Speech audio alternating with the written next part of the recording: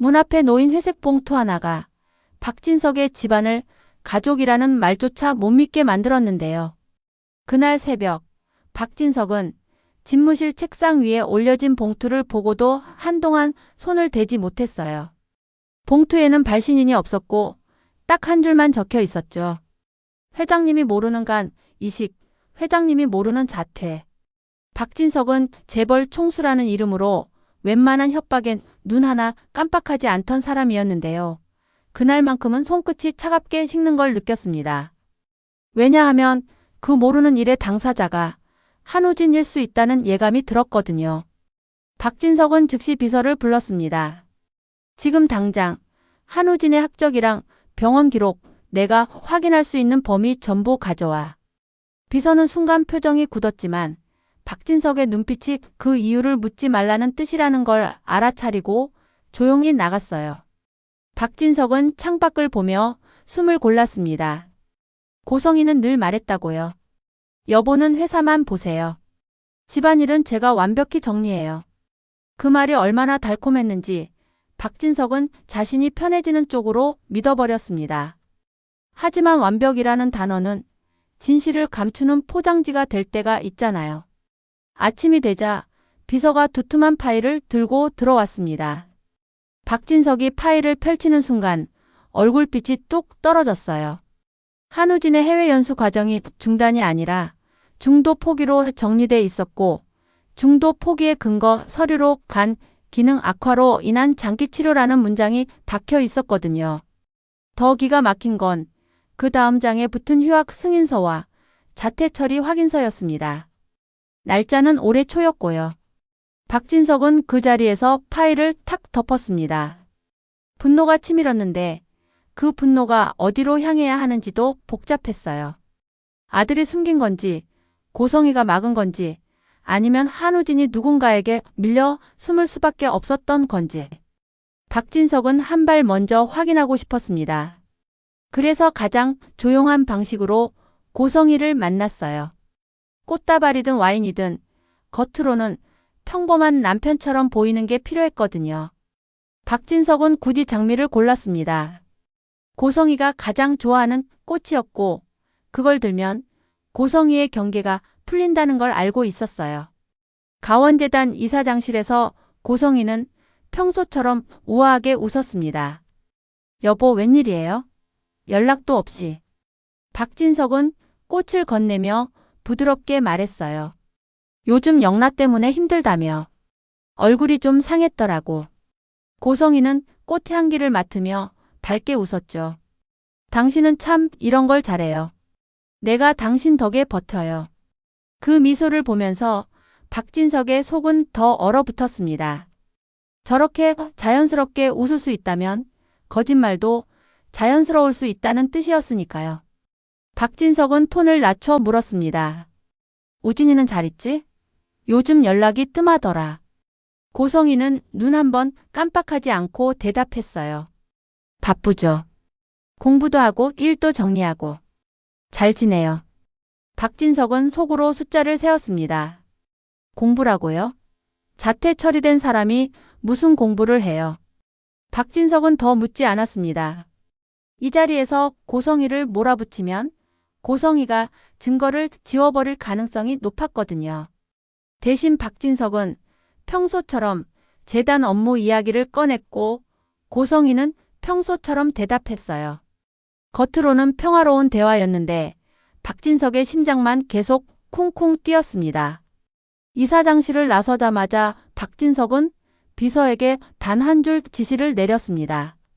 고성이 이사장, 최근 1년간 통화 기록, 이동 동선, 접촉자 리스트, 재단 관련 계약서, 외주 업체, 자금 흐름까지 전부. 비서가 고개를 끄덕이자 박진석은 덧붙였습니다. 그리고 박성재가 요즘 머무는 곳, 오늘 안에 찾아. 그날 저녁 박성재는 회장실 호출을 받았습니다. 문을 열고 들어온 박성재의 얼굴은 차분해 보였는데요. 손목맥이 미세하게 뛰는 게 박진석 눈에 들어왔습니다. 박진석은 자리에서 일어나지 않은 채 아주 단순하게 물었어요. 성재야, 너 나한테 숨긴 게 있냐? 박성재는 대답 대신 입술을 꾹 다물었습니다. 그 침묵이 박진석을 더 미치게 했어요. 박진석은 자신이 아버지로서 무능한 사람이 된 기분이 들었거든요. 박진석은 의자를 밀고 일어났습니다. 내가 내 아버지다. 누가 아픈지, 누가 무너지는지 내가 알아야 할 거 아니냐. 박성재의 눈이 흔들렸지만 끝내 말은 나오지 않았어요. 박진석은 한순간 멱살을 잡을 뻔했는데 손을 거두어 들였습니다. 분노가 아니라 두려움이 손끝을 묶었거든요. 박성재는 겨우 한마디를 꺼냈어요. 아버지, 지금은 말하면 안 됩니다.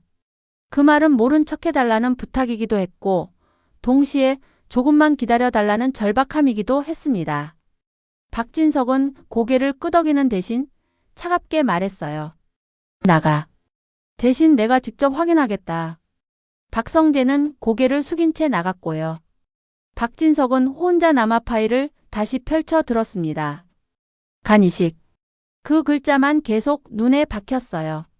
한편 박성재가 회장실에서 쫓겨나오던 그 시간 지은호는 카페 정리하며 폰을 내려다보고 있었습니다.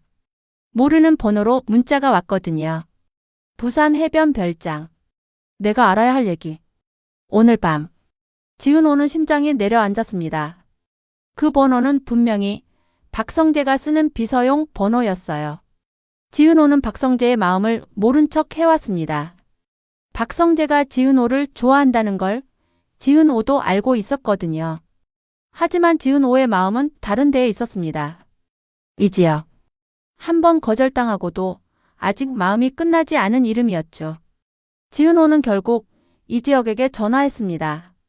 선배, 저 이상한 연락을 받았어요. 이지혁은 짧게 물었어요. 어디서? 누구한테? 지은호는 숨을 삼키고 대답했죠. 박성재 본부장 쪽 번호예요. 부산 별장으로 오라고. 이지혁의 목소리가 낮아졌습니다. 혼자 가지 마. 내가 같이 갈게. 지은호는 그 한마디에 마음이 이상하게 흔들렸어요. 이지혁은 늘 선을 그어왔는데 위험한 순간에는 늘 먼저 다가왔거든요. 그게 더 잔인했어요. 기대를 만들어 놓고 다시 멀어지니까요. 부산으로 내려가는 길, 이지혁은 운전대에서 손을 놓지 않으면서도 머릿속이 복잡했습니다. 박성재가 지은호를 불렀다는 건 단순한 고백이 아니라 비밀이 얽혀 있다는 뜻이었으니까요. 이지혁은 박성재가 친구인 만큼 박성재를 믿고 싶었지만 지은호가 위험해질까 봐 마음이 서늘했습니다. 같은 시각 박영란은 재단 작업실에서 그림을 그리다가 고성희의 전화를 받았습니다. 영라야, 오늘은 밖에 나가지 마. 박영란은 평소처럼 조용히 대답했죠. 왜요, 엄마? 고성희는 목소리를 억지로 부드럽게 만들었습니다. 요즘 사람들이 너를 자꾸 지켜봐. 엄마가 불안해.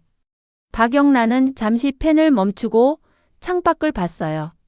엄마의 불안은 늘 누군가를 통제하는 방식으로 나타났거든요. 박영란은 고성희를 사랑했지만 그 사랑이 숨을 막히게 할 때가 많았어요. 밤이 되자 박진석은 비서가 찾아낸 주소로 직접 움직였습니다. 별장. 부산 바닷가 근처 외부인 출입이 제한된 곳이었죠. 박진석은 경호도 최소로 줄였어요. 누가 뒤를 밟는 걸 들키면 한우진이 더 깊숙이 숨어버릴 것 같았거든요. 박진석이 별장 현관에 서자 내부에서 누군가가 문을 열었습니다. 한우진이었어요. 얼굴이 창백했고 눈 밑에 그늘이 깊었습니다. 박진석은 그 모습을 보는 순간 화가 나기보다는 진짜로 숨이 막혔어요. 박진석이 낮게 불렀습니다. 우진아. 한우진은 그 자리에서 굳어버렸어요. 아버지, 어떻게? 박진석은 소리치지 않았습니다. 오히려 더 낮은 목소리로 물었죠. 너 간 이식 받았냐? 괜찮냐? 한우진은 대답 대신 눈물을 흘렸습니다. 그리고 결국 무릎을 꿇었어요. 죄송합니다. 정말 죄송합니다. 박진석은 그 모습에서 분노가 확 꺼지고 이상한 허무가 올라왔습니다. 내 아들이 나한테 죄송하다고 빌어야 하는 집이었나. 별장 안 난로 앞에서 박진석은 한우진을 마주 앉혔습니다. 한우진의 손은 계속 떨렸고요. 박진석은 강하게 물었습니다. 누가 이렇게 만들었냐? 내가 숨긴 거냐? 누가 숨기게 했냐? 한우진은 한참을 망설이다가 입을 열었어요. 어머니 고성희 이사장님이요. 박진석의 눈이 날카롭게 굳었습니다. 한우진은 말을 이어갔습니다. 제가 아프다는 걸 아버지가 알면 회사에서 흔들린다고 그때부터 모든 연락을 막았어요. 병원도 학교도 제 핸드폰도요. 박진석은 이를 악물었습니다. 고성희가 권력을 탐낸다는 걸 몰랐던 게 아니었는데요. 그 탐욕의 아들의 병까지 이용할 줄은 몰랐습니다. 한우진은 더 조용한 목소리로 덧붙였어요. 그리고 이식 그 과정이 정상적이지 않았습니다. 박진석의 등골이 서늘해졌죠. 한우진은 결국 고개를 숙인 채 말했습니다. 간을 돈으로 거래한 것 같아요. 저는 살고 싶어서 눈 감았습니다. 그 말이 박진석의 가슴을 후벼 팠습니다. 박진석은 바로 그 순간 아들이 아니라 사람을 보고 있었어요. 권력과 후계자라는 단어가 아니라 살기 위해 비겁해질 수밖에 없던 아이요. 박진석은 잠시 숨을 고르고 물었습니다. 누가 도와줬냐? 누가 그 길을 열어줬냐? 어머니가 연결한 사람이 있습니다. 지강호라는 남자요. 이름이 튀어나오자 박진석의 머릿속이 한 번 더 흔들렸습니다. 지강호. 정순이의 아들, 지은호의 동생. 박진석은 그 이름을 들어본 적이 있었어요. 재단 행사에서 잡무를 맡았다가 이상하게 사람들 사이를 기웃거리며 정보를 팔고 다니던 청년. 박진석은 그때는 그냥 철없는 애라고 넘겼는데요. 그 철없음이 장기 이식 같은 곳까지 손을 뻗었다면 이야기가 달라집니다. 그때 별장 초인종이 울렸습니다. 한우진은 얼굴이 하얗게 질렸어요.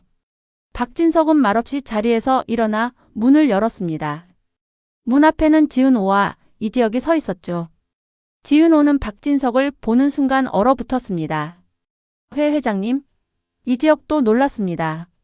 박진석이 여기 있을 줄은 몰랐거든요. 박진석은 두 사람을 잠깐 바라보다가 차분하게 말했어요. 들어오시오. 지금부터는 나도 모르는 이야기를 나도 들어야겠소. 거실에 들어오자 지은호는 한우진의 안색을 보고 눈이 흔들렸습니다. 이지혁은 조용히 지은호 앞에 섰어요. 위험하면 바로 빼낼 생각이었죠. 박진석은 지은호에게 물었습니다. 지은호 씨, 왜 이곳에 오게 됐어? 지은호는 손에 땀이 차는 걸 느끼며 말했어요. 문자를 받았어요. 제가 알아야 할 얘기가 있다고. 박진석은 고개를 끄덕이며 한우진을 쳐다봤습니다. 한우진이 낮게 말했습니다. 제가 불렀습니다. 지은호 씨가 지강호를 막아줄 수 있을 것 같아서요. 지은호의 얼굴이 굳었습니다. 강호가 또 무슨 짓을 했는데요? 한우진은 사실을 전부 말하지 못했어요. 다만 한 줄만 꺼냈습니다. 강호가 제 병을 가지고 돈을 뜯어냈습니다. 그리고 그 사람이 가진 녹취가 있습니다. 지은호의 숨이 멎는 느낌이 들었습니다. 지강호는 가족에게도 거짓말을 밥 먹듯이 했고 늘 돈 앞에서 사람이 달라졌거든요. 정순이는 그런 아들을 두고 늘 마음이 찢어졌습니다. 지은호는 엄마 정순이를 떠올리며 입술을 깨물었어요. 엄마가 알면 무너진다. 그 순간 서울에서 전화가 걸려왔습니다. 고성이었습니다. 박진석의 폰에 고성이라는 이름이 뜨자 거실 공기가 확 얼어붙었어요. 박진석은 스피커를 켰습니다. 고성이의 목소리는 평소처럼 부드러웠습니다. 여보 어디에요? 오늘 저녁 같이 먹자고 했잖아요. 박진석은 감정을 숨긴 채 대답했어요. 일이 좀 생겼어. 고성이는 짧게 웃었습니다. 일? 혹시 우진이랑 관련된 일은 아니죠? 우진이는 바쁘게 잘 지내요. 그 말이 나오자 한우진의 어깨가 움찔했어요. 박진석은 그제야 한마디를 던졌습니다. 고성애, 난 지금 우진이 옆에 있어. 전화기 너머에서 숨이 멈추는 소리가 들렸습니다. 고성이는 잠깐 침묵하다가 억지로 웃는 목소리를 냈어요. 여보, 농담도 참. 박진석은 낮게, 아주 낮게 말했습니다. 농담 아니요. 그리고 당신이 한 말도 이제 다 농담으로 들려. 전화를 끊자 지은호는 떨리는 목소리로 말했어요. 회장님, 그럼 이제 어떻게 하실 건데요? 박진석은 창밖 바다를 한번 바라보고 대답했습니다. 진실을 하나씩 법대로 밝힐 거요. 다만 그 과정에서 누가 다칠지 그게 문제요. 한우진은 고개를 숙였고 이지혁은 주먹을 살짝 쥐었습니다. 지은호도 마음이 흔들렸어요. 진실은 필요하지만 진실이 칼이 될 때 칼끝이 가장 약한 사람을 향하는 걸 지은호는 알고 있었거든요. 그 약한 사람 중 하나가 이상철이었습니다. 같은 시간 이상철은 새 직장에 첫 출근을 했는데요. APP 그룹의 새 부장 자리. 이상철은 자존심을 걸고 면접을 봤다고 믿었지만 사무실에서 들려온 말 한마디가 심장을 찔렀어요. 이번 채용, 박성재 본부장 라인이라던데. 이상철은 걸음을 멈췄습니다. 아들 이지혁의 부탁이든 박성재의 배려든 누군가의 힘이 작동할 가능성. 정직하게 살아온 이상철에게 그건 모욕처럼 느껴졌어요. 집에 돌아가 김다정에게 말했죠. 내가 실력으로 들어온 게 아니면 나는 그 자리에 못 앉아. 김다정은 남편의 손을 잡았지만 마음이 복잡했습니다. 아이들 관계가 이 집까지 흔드는구나. 지혁아, 너 요즘 얼굴이 왜 그리 어둡냐? 진실은 늦게 오면 더 아프다. 그래도 꼭 와야 한다. 이 말이 이지혁의 가슴을 더 누르더라고요. 지은호를 지키려면 박성재를 도와야 할 수도 있고 그러려면 박진석의 싸움에 휘말릴 수도 있으니까요. 그리고 또 한 명, 이수빈은 이 모든 소용돌이를 기회로 볼 뻔했습니다. 이수빈은 패션 크리에이터로서 요즘 조옥래 시니어 모델 활동을 돕고 있었는데요. 재단 쪽에서 협업 제안이 들어오자 눈이 반짝였어요. 오빠, 이거 하면 우리 채널 완전 터질 수도 있어. 하지만 이지혁은 딱 잘라 말했습니다. 수빈아, 지금은 그런 거 할 때 아니야. 이수빈은 서운했지만 동시에 불안했어요. 오빠가 저렇게 단호할 때는 집안에 진짜 일이 생겼다는 뜻이었거든요. 별장에서 나온 박진석은 한 가지를 결심합니다. 고성이를 바로 공개적으로 무너뜨리지 않겠다는 것. 그 대신 고성이가 가장 약해지는 지점을 기다리기로 했어요. 고성이는 체면과 권력으로 살아온 사람이고 그 체면이 무너질 때 가장 잔인해질 수 있잖아요. 박진석은 그 잔인함이 박성재에게 다시 향하는 걸 막고 싶었습니다. 하지만 고성이도 가만히 있지 않았습니다. 박진석이 성재의 곁에 있다는 걸 알게 된 순간 고성이는 바로 전화를 돌렸어요. 지강호, 약속한 거 지켜. 파일 정리해. 그리고 지은호도 조용히 하게 만들어. 고성이의 목소리는 차분했는데요. 그 차분함이 더 무서웠습니다. 누군가를 정리할 때 나오는 목소리였으니까요. 지강호는 술잔을 내려놓고 씁쓸하게 웃었습니다. 이제 와서요? 내가 이미 너무 많이 봤는데? 지강호는 누나 지은호를 떠올리며 잠깐 망설였지만 결국 돈이 이겼어요. 지강호는 메시지를 보냈습니다. 누나, 내일 엄마 식당으로 와. 안 오면 너 때문에 누군가 다친다. 지은호는 그 메시지를 보고 몸이 굳었습니다. 정순이의 식당. 그곳은 지은호에게 집이자 동시에 가장 약한 곳이었거든요. 한우진은 별장에서 서울로 돌아오지 못했습니다. 아직 회복이 완전하지 않았고 몸이 무리하면 다시 위험해질 수 있었어요. 이지화는 그 사실을 들었을 때 이유도 모른 채 가슴이 옥신했습니다. 이지화는 박영라의 운전기사 겸 보디가드로 일하면서도 박진석 집안의 공기를 누구보다 가까이에서 느끼고 있었거든요. 이지화는 박영라를 보며 종종 생각했어요. 저 집은 웃고 있는데 웃음 아래에 칼이 있다. 이지화는 과거 연인에게 배신당한 뒤로 사람을 믿는 감각이 무뎌졌는데요. 박성재의 병 이야기를 듣자 그 무뎌진 감각이 다시 흔들렸습니다. 누군가가 진짜로 죽을 수도 있는 일 앞에서는 배신도 가벼워지니까요. 이 모든 걸 박영라도 눈치챘습니다. 엄마 고성이가 전화를 받고 난 뒤로 손이 떨리는 걸 박영라는 봤거든요. 박영라는 조용히 물었습니다. 엄마, 나한테 숨기는 게 뭐예요? 고성이는 순간 딸을 바라보는 눈빛이 차갑게 변했다가 다시 미소를 붙였습니다. 영라야, 너는 몰라도 돼. 너는 그림만 그리면 돼. 그 말이 박영라의 가슴을 찔렀어요. 사랑받고 싶은 딸에게 너는 모르는 게 안전하다는 말은 사실 너는 통제될 뿐이다 라는 뜻이기도 하니까요. 이제 남은 건 두 갈래의 폭발이었습니다.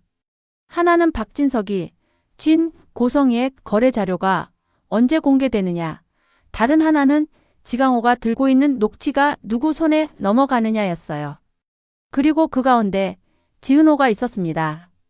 지은호는 이지혁에게 말했죠. 선배, 나 내일 엄마 식당 가야 해요.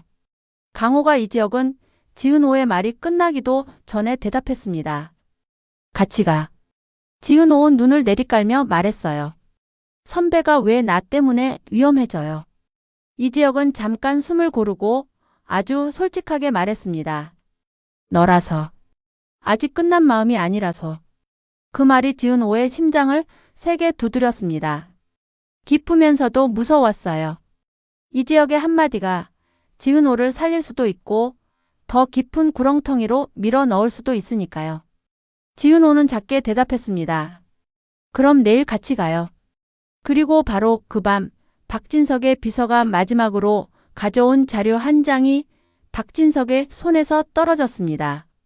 고성희의 과거 기록 사이에 낯익은 이름이 있었거든요. 정순이. 재단 후원자 명단에 정순이의 식당 계좌가 반복적으로 등장해 있었어요. 박진석은 그제야 깨달았습니다. 이 싸움은 단순히 부부 사이의 배신이 아니라 여러 집안을 동시에 묶어놓은 돈의 사슬이라는 걸요. 박진석은 조용히 중얼거렸습니다. 이제부터 진짜 전쟁이구나. 다음 날 정순이의 식당 문이 열리자마자 지강호는 누나 지은호를 향해 비릿하게 웃었는데요. 그 웃음 뒤에서 누군가가 또 다른 문을 열고 들어오고 있었습니다. 고성이가 직접 식당으로 오고 있었거든요. 그 순간 지은호는 알았어요. 오늘은 가족이 부서지는 날이 아니라 누가 가족을 살리고 누가 가족을 버리는지가 결정되는 날이라는 걸요.